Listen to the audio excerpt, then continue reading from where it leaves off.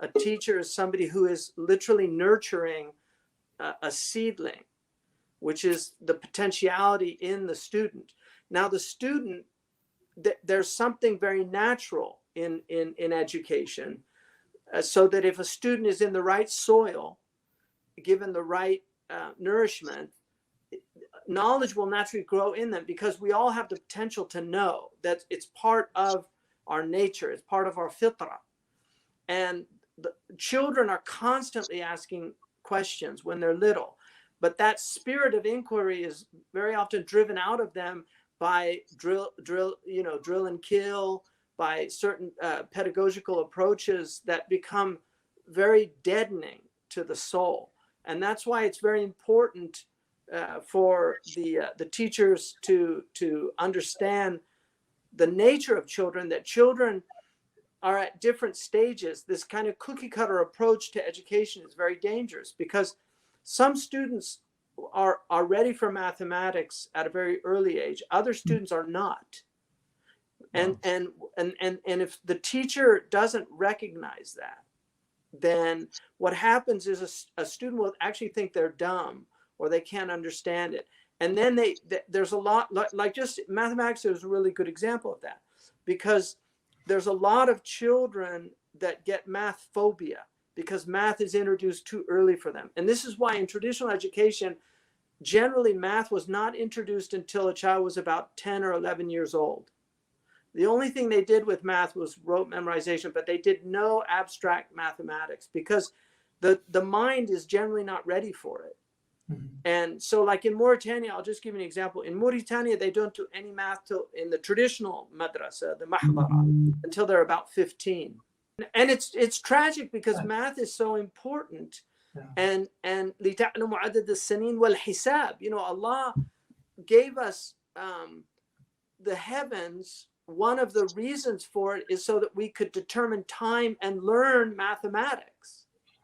And so math is extremely important, and your mind is divided between a qualitative aspect and quantitative. So we're in the world, which is all quantitative, but our perception of the world is qualitative. So we recognize beauty. You cannot quantify beauty. Beauty is experienced. It's a qualitative experience. You can't quantify it. You can't determine how much beauty there is in a great work of art, or on the human face, or in a Persian carpet. But you can experience it. It's qualitative. But you can measure that carpet. That Persian carpet could be measured. You can determine how much red dye was used in it. That's all quantitative.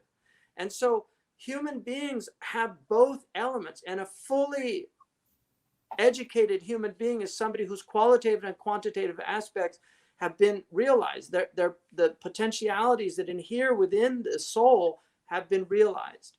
And so it's very important for the teacher to understand, because a student the light bulb goes off, and you can see it in their faces when the light bulb goes off.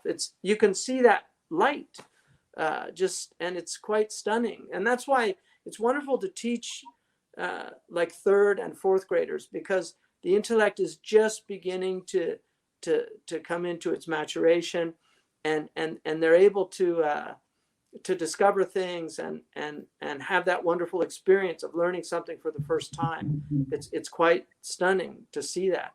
But if things are introduced too early, then the child shuts down and actually thinks that it's stupid. Brilliant people.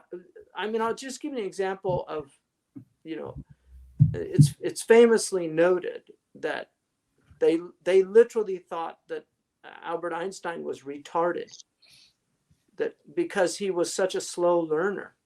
Wow.